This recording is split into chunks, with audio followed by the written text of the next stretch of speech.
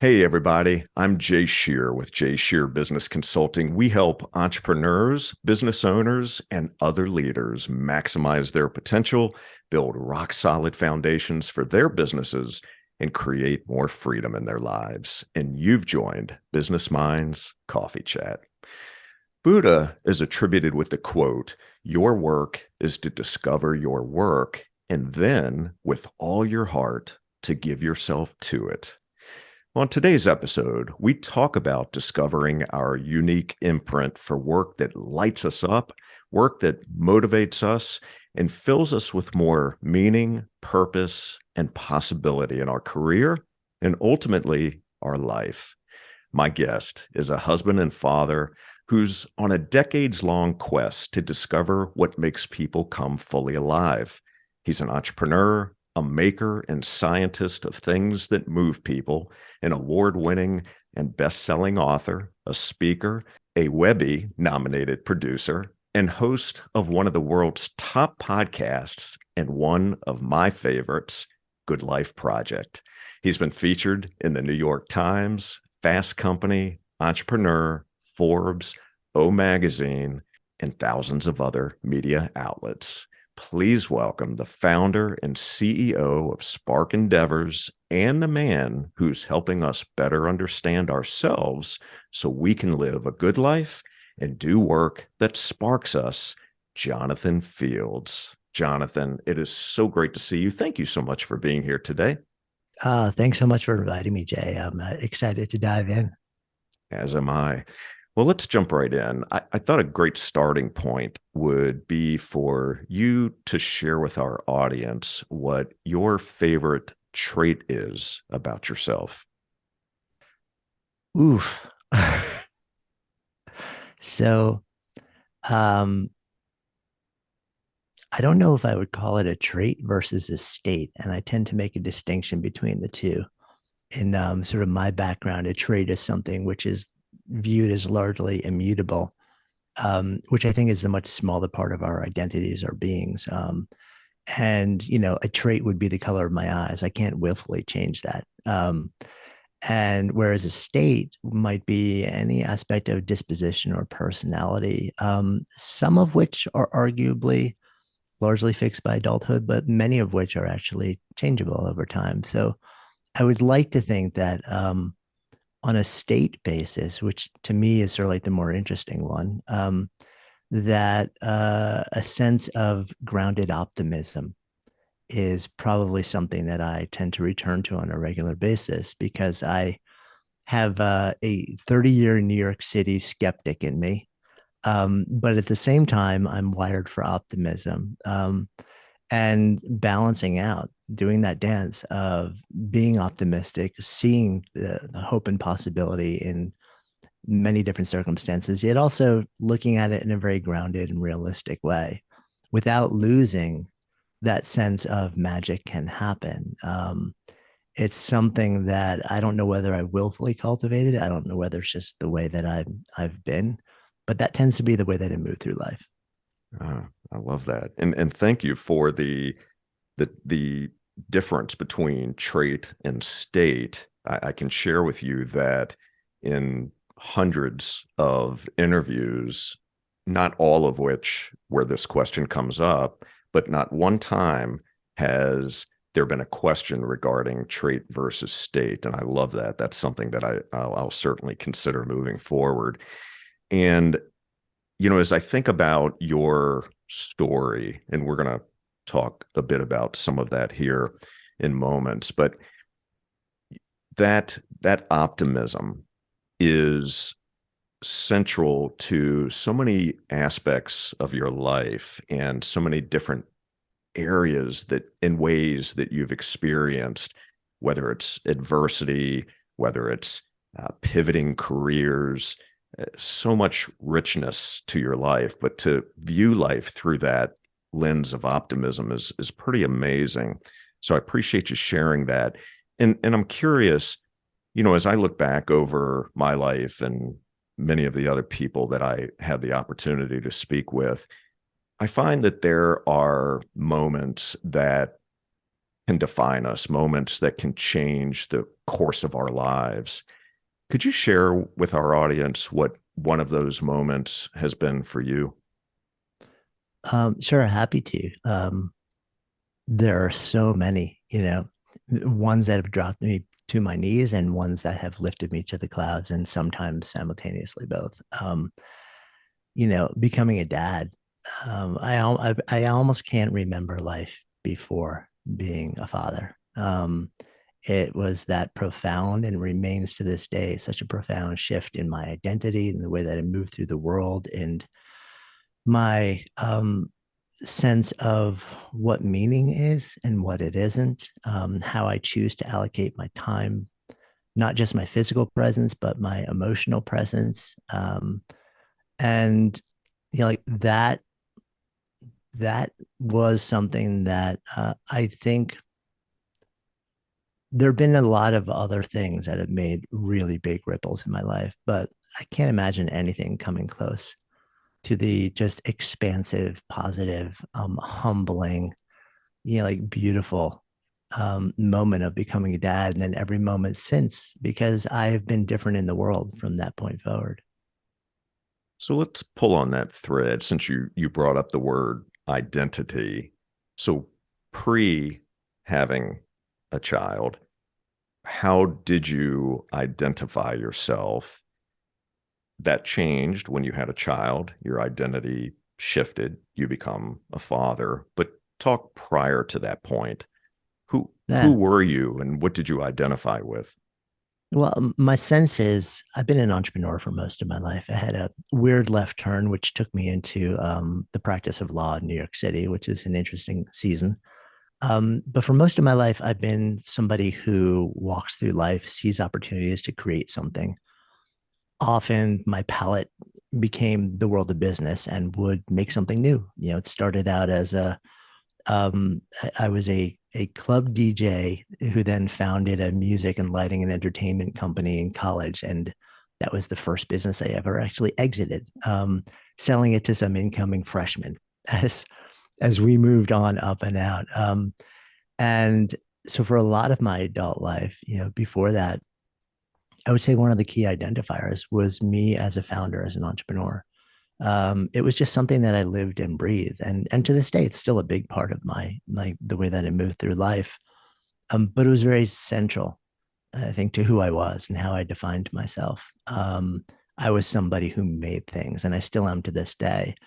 Um, and yet, if you look at most of my bios anywhere, if I'm asked to give a bio to somebody, if I'm, just had the pleasure of keynoting at a wonderful event a couple of days ago, and I'm always asked, provide a bio, and it pretty much always starts, like father and husband, and then dot dot dot dot dot.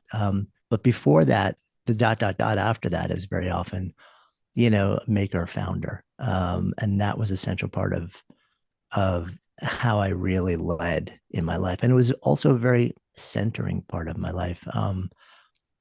To a certain extent, ego driven, because the thought that you can create something that didn't exist before you, it's pretty much impossible to step into that journey without having some level of ego investment in it, whether and that has all the goods and bads that goes along with it. And also just the notion of there's something that I see that doesn't yet exist, and I have a sense in me that I can figure out how to make it exist. And that will help me express this thing that's inside of me, this impulse to make ideas manifest. And hopefully along the way, it'll be of service to other people too. So that was a really central part of the way that I move through the world. Still is to this day, but it's not number one. Interesting. So you mentioned that left turn into law, and you worked for a large New York law firm. And I know part of the story, what happened at the end of that season of life. But share with us, if you will, why did you choose to go into law, and what did you discover about yourself when you were on that journey, became a lawyer, working for a large law firm? How did that shift or change your perspective on who Jonathan Fields is. Yeah. So leading up to law school, um, as I described, I was an entrepreneur, and that was spinning in my head most of the time. I was not a student in any meaningful way, especially in an academic context. I graduated undergrad, but like the just sneaking by, was not academically skilled, and just didn't have a whole lot of interest in performing in that way. I was having fun, like just hanging out with friends and building a company. And I went out into the world, actually got an outside sales job where my job was to go to a local office park, take the elevator to the top floor, and start knocking on doors, trying to sell long distance telephone service to companies. And I was humbled very quickly. And also, I realized that there was a lot that I missed out by really not paying attention to my undergraduate education. There's a lot of intellectual skill building, problem solving, how to formulate ideas and arguments that I realized I didn't really pay much attention to. And I got really curious what I was actually capable of on that level. So I started to think about what the next move might be. And I considered a bunch of different options. Law school was interesting to me in that I had no sense that I was actually going to practice law after, but I thought it would be a really good and valuable education no matter what path I took after that. It would teach me how to think differently. It would teach me how to analyze facts and patterns and circumstances and understand the dynamic in sometimes adversarial process, which is always going to be in some way, shape, or form something that drops into your world. Um, how to write and speak and think. Now, whether that was actually true when I got into the experience of it is a completely different thing. Some of it was true, some of it wasn't. So when I went to law school, I had taken a couple of years off just to be in the world of work before then. And I went on a mission to learn as much as I could and also to graduate as close to the top of the class as I could. And I worked really hard. I got lucky. Circumstance favored me, and I was able to actually graduate, very well in my class. And I had opportunities that were presented to me that were kind of hard to say no to. I actually started out at the SEC in New York. It's massive federal agency. It's supposed to be elite, highly sophisticated. We know the markets and the psychology and very technical. New York office actually ran enforcement. So we were the investigative body. We were deep into all sorts of secret things. So I was the annoying person among my friends where when they asked what I did, I legitimately would say, I can't tell you. But it was interesting and fun. And then, as you described, I ended up in a large firm and lasted there for about a year until it was really just time for me to move on. But your question also was, what did that teach me? What have I taken from that experience? And I reflect on that probably fairly regularly. And I'm occasionally asked. And one of the most powerful things, and especially working in a giant firm in New York City when I was doing it, can be a brutalizing experience. You're putting in 100-hour weeks as a general rule, because I was low on, like in the ranking. You kind of have to, quote, pay your dues in that culture. And again, it's not that way in every firm. I think things have changed these days too. But for me, it was a brutalizing experience. Physically brutalizing, mentally brutalizing. I ended up in emergency surgery and returned to the office after that for the better part of a year to continue to work. And it was the type of situation where you were hired to do the impossible in a ridiculously short time frame and be perfect at it. And there's a huge amount of money that was being paid in exchange for that expectation. Now, realistic or not, that was the expectation, and everybody was trying to work towards it. And on the one hand, it was incredibly difficult because you could never actually live up to that expectation. But on the other hand, and this is the big takeaway for me, it showed me that I was actually capable of so much more than I ever imagined I was actually capable of. It showed me that when I thought, an impossible deadline was before me, and there's just no conceivable way to do the work needed to deliver an outcome on this particular date and time, that if I just stopped grumbling about it, if I put my head down and I just did the work, it actually was possible. It wasn't fun. At times, it wasn't healthy, but it was possible. So it unlocked that key for me and said, well, if I go out on my own and do all sorts of other things, or maybe even if I work for someone else down the road, I am capable of so much more than I ever realized I'm capable of. And I can also make decisions to do it in a healthier way. But, that sense of grounded optimism that I talked about earlier, part of that was probably set in motion during those years, which in many ways were really, really hard. And yet I emerged with this sense of I can do almost anything that I never expected. And it has followed me for decades now. Yeah, amazing. So the first book of yours that I read, and this is where your words and your voice really entered my world, was How to Live a Good Life. And as you were describing this story and talking about the hours that you were working and how you were feeling, and ultimately what ended up happening from a health perspective, I look at this book and it reminds me of the buckets, and thinking about how depleted certain buckets were for you at this point. But what was the catalyst then that led to ultimately writing and creating Living the Good Life, or the Good Life Project? Yeah. I mean, the catalyst was really so 3 weeks into that big firm job, I ended up in emergency surgery. Um, I had barely slept. I had barely gone home. I was under absolute relentless stress. I was taking horrible care of myself. I didn't have time to do anything that was remotely like resembling self-care. And we hit the button on this deal that like had to be hit by a certain time. We made it. 3 days before that, I started to be doubled over in excruciating pain coming from the middle of my body. I had no idea what it was, but I knew that I was like, this was my job and I was new to this experience and I didn't want to tap out. Everybody was kind of suffering in their own way. So we did the deal. I went home. It gets blurry here. I passed out. I think I woke up a few hours later, realized something was really wrong, went immediately to my doctor, who examined me and said, there's a mass in the middle of your body that wasn't there not too long ago when you did a physical.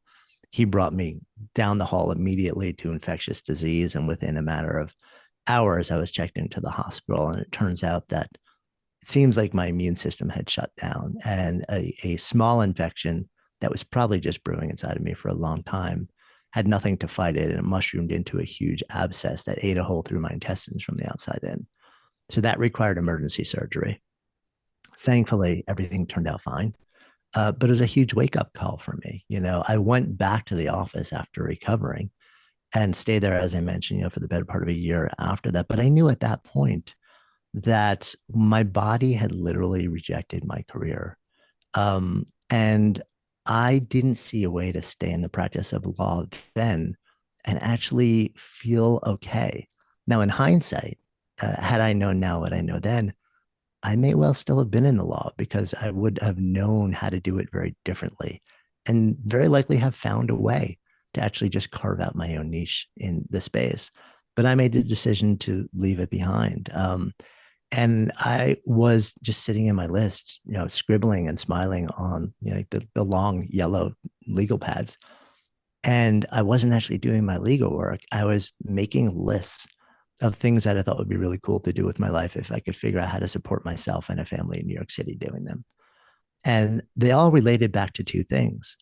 One was an exploration of well-being. And I was somebody who was always deeply rooted in somatic experience and movement and breath and the relationship between that and mindset.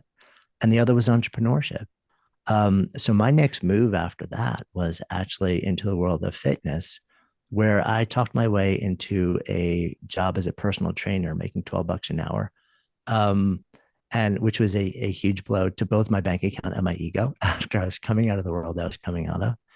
And but I also look at it as, like I'm getting paid something to learn an entirely new industry from the ground up. I didn't want to go into a big gym or a chain at a management level, which I may have had that opportunity. I wanted to understand fundamentally what is happening in the psychology of people when they step into a place and say, something's wrong in my life, in my body, in my state of mind that needs to be changed. What is, where are they succeeding? Where are they failing and why? And the entrepreneur hat in me starts switching on and saying, there is a much better mousetrap to be created here. That leads me eventually, about 6 months later, into the world of fitness and well-being, where I opened my own facility, built that for 2.5 years or so, sold that to some investors, and then found myself in New York City, getting really curious and fascinated by the world of yoga. It had become a personal practice of mine. And I saw again this interesting opportunity, which said, there's some great yoga studios in the city. And again, you know, this was 2001. So this was not the way that yoga is in the country right now. But a lot of people who came out of a more mainstream world were really kind of freaked out by the offerings. So I said, this is an interesting opportunity, stepped into the space of yoga, launched a yoga center in New York City, and we built it. And I taught for 7 years as well. And the tail end of that is where it picks up on the journey that you're talking about, which is writing and speaking and sharing ideas differently. The creative side of me that is not business building, but idea creation and dissemination. And I had really been studying a lot of Eastern philosophy during that time, and the intersection between what I'd known about a lot of Western modalities for health and well-being and healing, it all started spinning in my head. And I'd also become really fascinated with work, the world of work, how it affects us. Um, on the eve of opening the yoga center I described, actually 2 months before we opened, I signed a lease, a 6-year lease for a floor in a building in Hell's Kitchen, New York City, married with a new home and a 3-month-old baby. And I signed that lease on September 10th, 2001, which was the day before 9/11.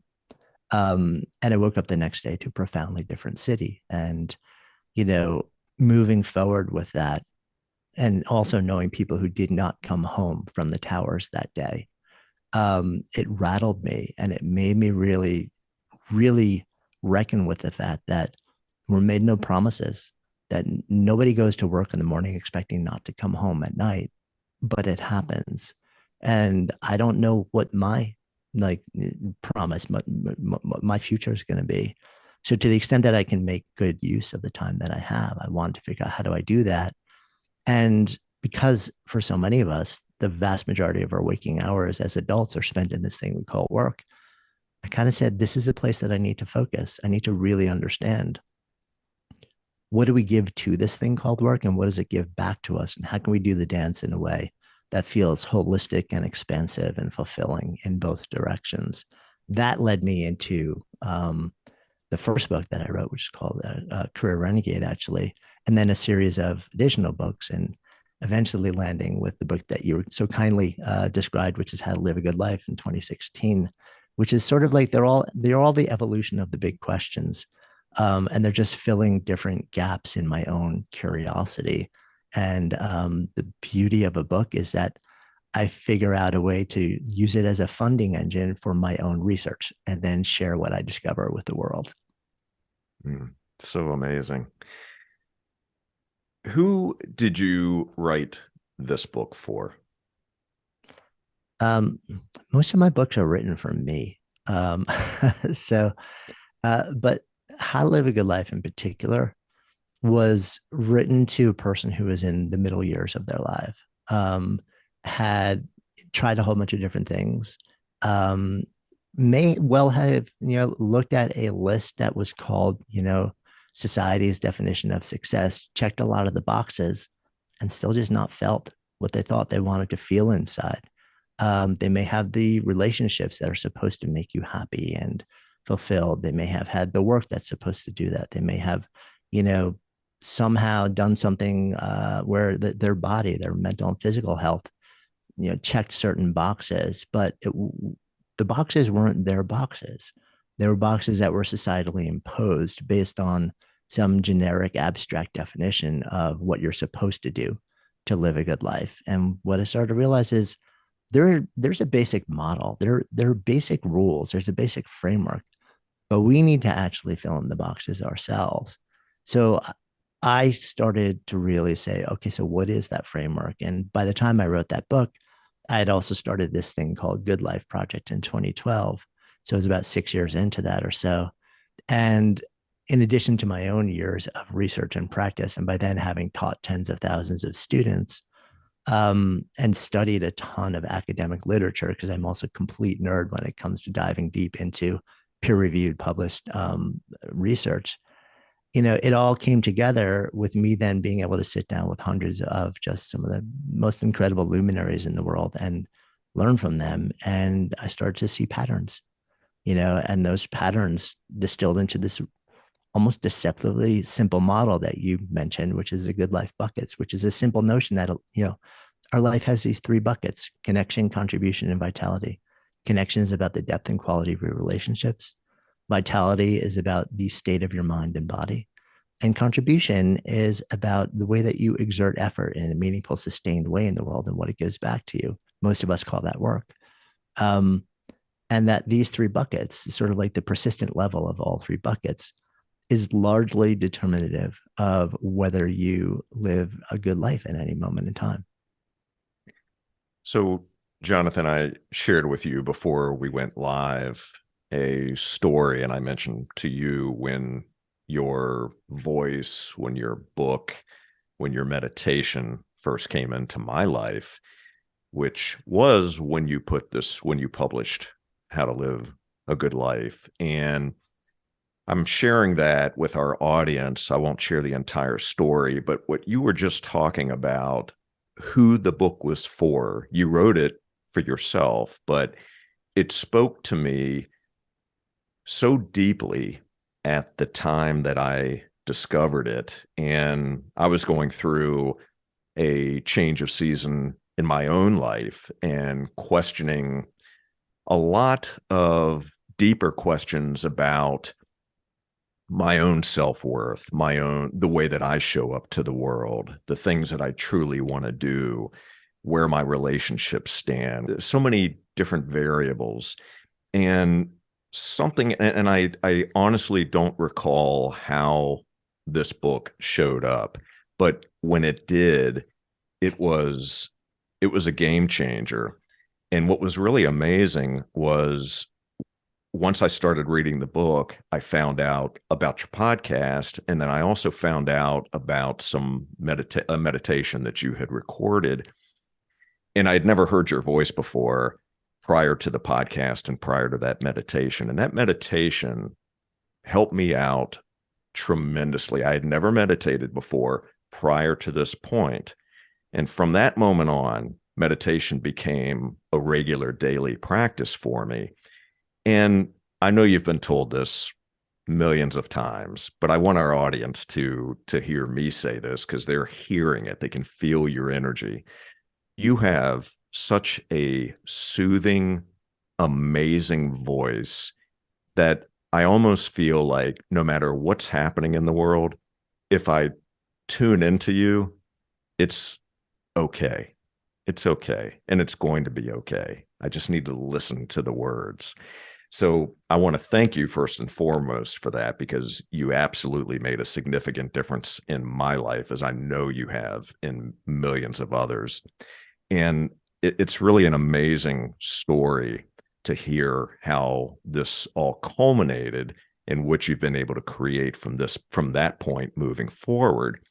So I'd love to change directions a little bit, because there's been so many seeds that you have planted along the way that have led to your most recent book, Sparked, and the business that you created, Spark Endeavors. And this book is really it's a fascinating book that goes along with an assessment that you created.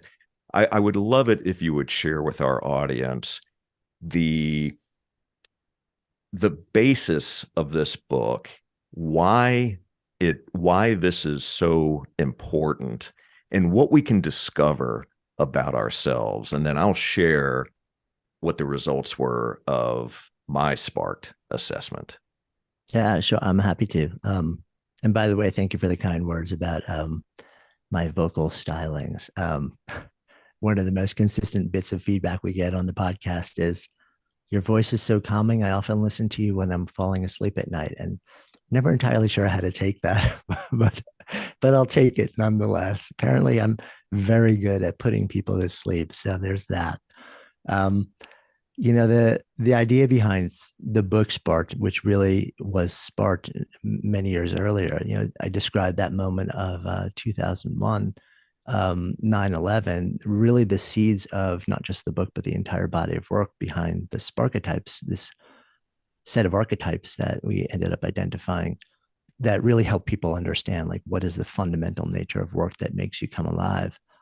That foundation was all laid around 9/11 as well. Like that question that I'll reflect back on, which is, like, if we only have one pass through and it's up to us to make good use of that time, and most of our time is spent doing this thing called work, how do we do that? And that has been a decades long research project for me. It became an even more central focus um, in probably 2016, 2017, actually, maybe even earlier.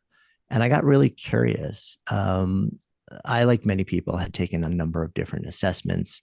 There are so many ones out there that help you identify different elements of your personality, different work styles, relational styles, strengths, things like this. And I thought they were all interesting and useful in different ways. But what I wasn't seeing was something that spoke not to jobs or not to something that was trainable or improvable or not, but going back to our earlier conversation, something that existed more on the level of a sustained impulse from the time that you were very young to invest effort in a very particular way, whether you were good at it or not, whether you were skilled or like an absolute beginner.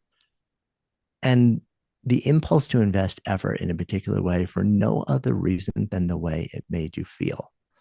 And I start to realize that when people can identify this in them and then align what they do with that impulse, then whether it ends up being the thing that you get paid for, your main job, or something you do on the side simply because it brings so much to your life, or primary role or devotion, life just gets better, a whole lot better. So I got really curious and I said, what are these impulses? Are they literally as unique as the number of human beings alive? Are there 8 billion different impulses? Or is there a much narrower set of these? Because I think we all have them. We've all felt them. Oftentimes, if we don't see a sort of a culturally validated way to channel them or to allocate a lot of energy to them, we deny they exist because it's not, quote, appropriate, to devote so much time or energy or sometimes even money and resources to pursuing them. But they exist in all of us. And I think everybody knows that. We felt it. And we felt it from the time that we were little kids. But often we haven't followed those impulses because they weren't honored, they weren't acknowledged, they weren't centered. Nobody actually told us they were real. And I really believe that they existed. So we started researching and deconstructing just mass numbers of industries, jobs, roles, titles to try and identify what are the underlying impulses under all of these different ways that you could exert yourself that would give you these different feelings. And it distilled down remarkably quickly to 10 core impulses. To this day, I really dislike the fact that it's 10 because it feels way too slick. It feels like it's just this marketing number. The scientist in me holds out the possibility that, as we deepen into the research, which we have in a lot of ways over the years, that number may evolve over time, but it's been pretty stable for a solid 6 years or so now. So once I identified these, I started sharing them with people, and people were saying, like, this is actually really interesting. It feels really valid and it's useful. And I realized that I wanted to understand these impulses in a much deeper, more nuanced way. I also wanted to really know if they were real at scale. And I thought it would be interesting for me to be able to create a tool that was publicly available for anyone to actually spend 10, 15 minutes and have reflected back to them what their impulses were. So in 2018, we sort of went into the learning lab and spent most of the year developing this assessment, the Sparketype assessment. And we called these impulses, by the way, Sparketypes, because what I started to realize is that each impulse also had wrapped around it a pretty identifiable and common pattern of preferences, tendencies, and behaviors that formed archetypes. So we started calling them Sparketypes because it was the archetype for work that Sparksheet, just kind of a fun shorthand that took hold very quickly. And that became sort of like the name of these things. We built this assessment. We released it to the public at the end of 2018 after a number of rounds of beta and refining it and trying to make it robust and accurate. And as we have this conversation, somewhere around 820,000 people have completed the assessment, generating over 40 million data points. We've done some follow-up research that also shows really strong correlations between saying that you're able to do the work of your Sparketype and feelings of meaningfulness, feelings of purpose in life, feeling energized and excited by what you do, having easier access to states of flow, and feeling that you can more readily fully express yourself, both on an identity and a potential capability level. So what we know is that the more that you do this, the more that you feel all of these indicators that make not only your work feel really good, but your life feel really good. And the corollary is also true. The less you say you do these things, the less likely you are to say that you feel all of these really important, not just emotions, but experiences that make life really nourishing. As we deepened into that work and as the data set started to get really, really big, and as that happens, then we start to get, a perpetual stream of anecdotal, we have both quantitative and qualitative data coming to us now. We're collecting stories and use cases and people just running with these things without any guidance or ideas. And then a lot of people asking us for more, like take us deeper into these types. That eventually is what led to the book Sparked, because I realized that there was a huge amount of insight that we had about these types that didn't exist publicly. And it was time to just sort of distill it all into one piece of work that really shared a lot. And even since the book, we've actually just recently, very quietly, released new 60 plus page premium profiles on the back end of the assessment that because the book is now a couple years old, but we haven't stopped learning. And as as people expand out into the world, we've since also certified and trained over 80 certified Sparketype advisors who then deploying it within some of the largest companies in the world, on many different levels. So we get now a ton of feedback through those use cases within industry at scale. So it's been incredible to just sort of see how the work has taken hold. And also most of this has happened like during a global pandemic where it has rattled people to the core. And one of the big questions that everybody is asking is this thing called work. Like it has been turned upside down completely without me actually asking for it or wanting it. But now that it has, what can I learn about the way that I want to step back into work moving forward? And it turns out that this body of work is like thankfully helpful in that set of questions as well. I tell you, it's so good. Could you walk us through briefly the 10 Sparketypes, and knowing that your primary is maker, your shadow is scientist, and your anti-Sparketype is essentialist? Okay. Yep. Yeah. So walk our audience through the 10 very briefly, just so they have an understanding of it. And then obviously we're going to link to Sparked in the show notes, as well as where they can go to take the assessment. Sure. Happy to. And I'll be really short and sweet with these because you could literally fill an entire podcast with each one. But so we start with the Maven. The impulse for the Maven is knowledge acquisition. It's about learning. It is all about like you wake up in the morning, you want to go to bed at night knowing more than you did when you woke up. Whether the knowledge that you acquire has any actual application in the world or not, it may, but it's actually not the reason you do it. You simply have an impulse to just fiercely devote yourself to learning. Behind that, we have the Maven, which, as you said, is my sort of like main one, or we call the primary Sparketype. That's all about making ideas manifest. It is a fiercely generative, creation driven impulse. I see the ability to actually make something, and I can't not honor that impulse. Behind that, we have what we call the scientist. That is my what we call shadow impulse or shadow sparketype, which in our language is it's not the dark side or the opposite. It's actually just, it's like the runner up. It lives in the shadow of the primary. So the scientist is all about figuring the thing out. It's problem solving. It is a complex, thorny, wicked puzzle or problem is the best friend of the scientist. You just want to get into it when most other people want nothing to do with that. Behind that, we have the essentialist. And as you shared, that is what we would call my anti-Sparketype. On the opposite end of the spectrum, we have impulses that are the heaviest lift for us, that take the greatest amount of energy from us and require the greatest amount of recovery, even if objectively they're really not that hard and people don't think that we should experience them that way. We do. For me, that's the essentialist. Now, the impulse for the essentialist, it's all about creating order from chaos. It's about systems, process, clarity, utility. I love that people on our team do that. I cry when I have to do it myself. It is for completely irrational reasons. It's just very emptying for me. Behind that, we have what we call the performer. The impulse for the performer is to energize, animate experiences, interactions, moments. This is somebody who's compelled to bring magic to a moment.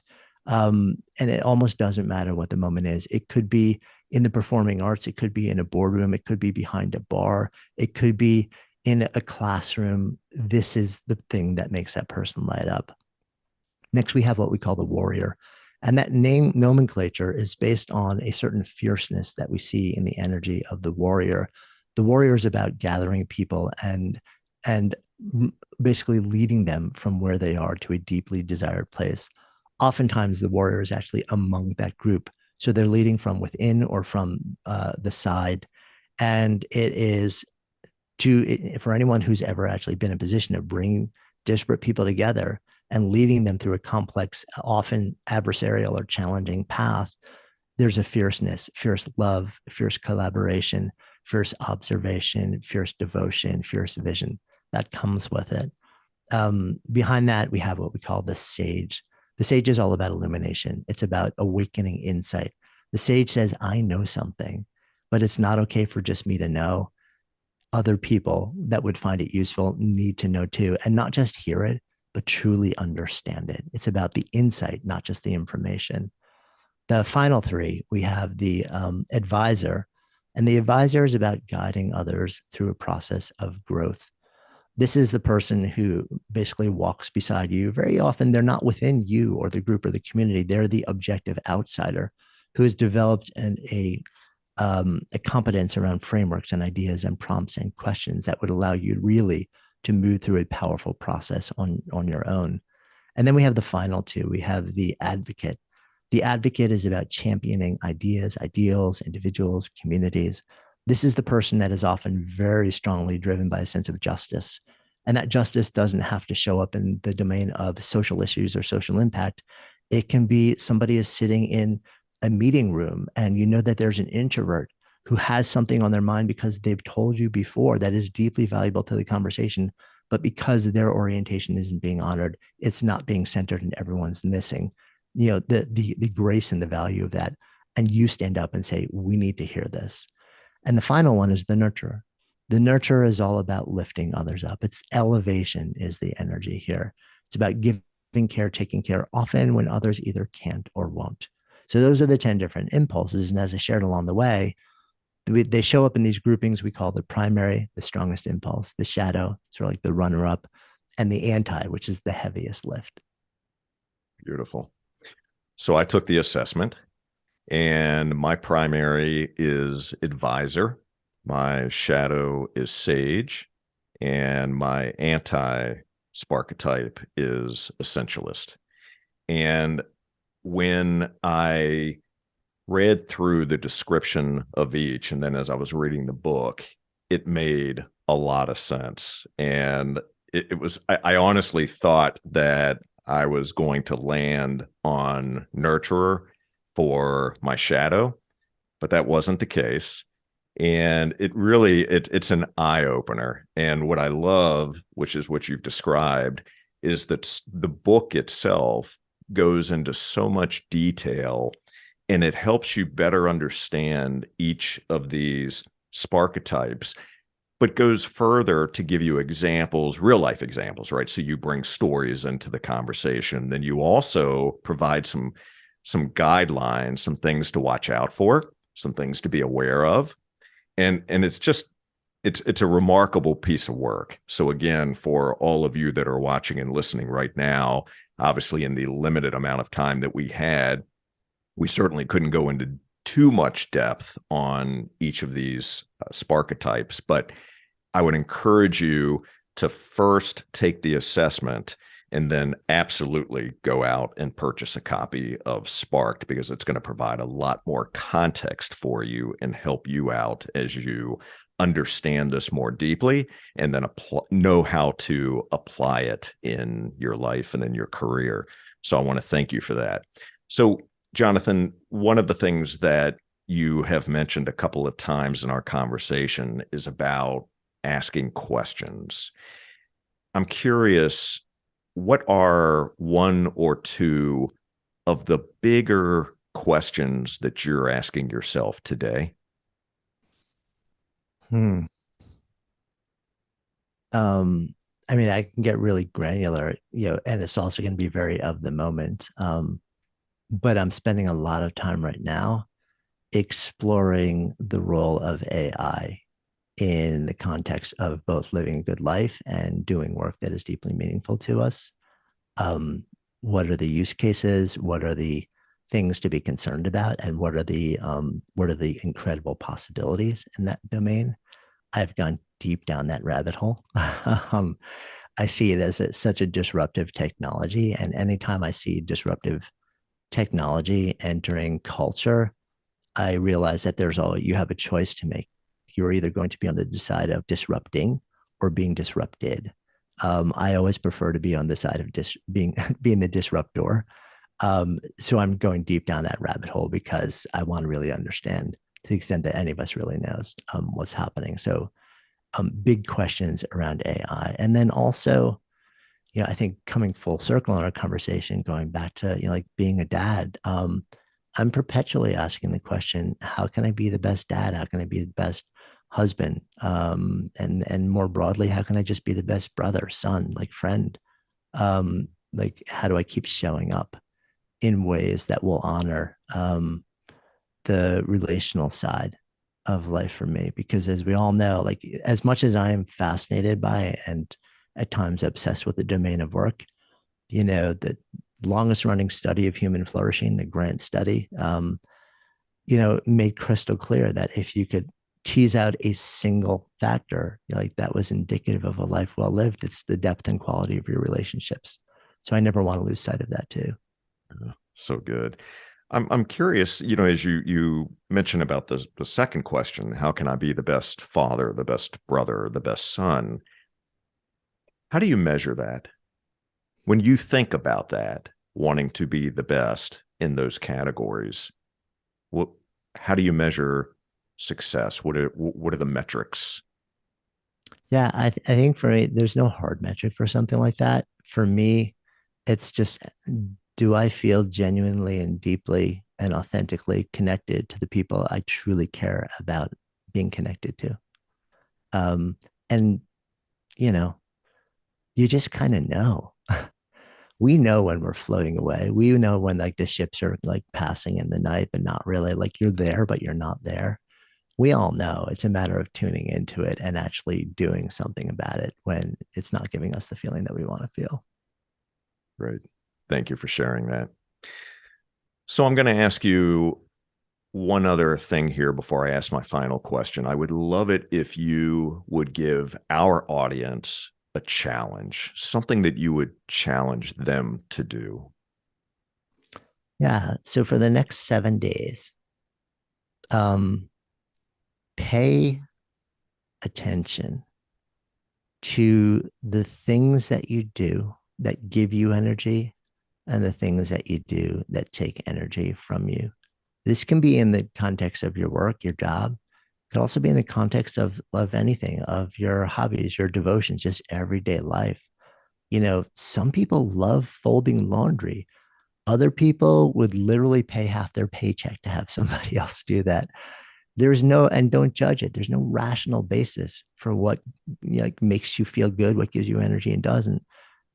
Just honor what is, like be honest about it. And then don't pass judgment on it. Then if you want to do something about it, if you want to center more of the energizing things and decenter the de-energizing ones, then start to think about that process. But first, just actually wake up to what truly is giving you or taking energy from you. Just kind of like pay loose attention. If you want to open a notes app in your device and just jot down, oh, that was totally energizing. Write down what it was. You'll get some really good insight by the end of 7 days. I love that.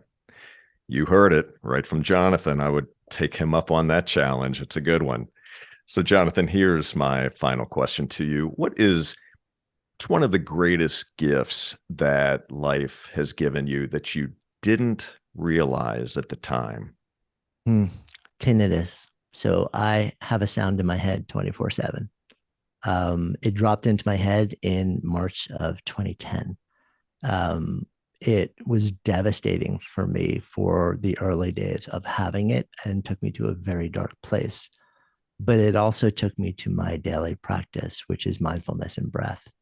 And that practice has since taken me from pretty profound suffering to baseline, and then from baseline to having the capacity to be so much more aware and so much more present in my life, in my relationships. And it has been a true blessing.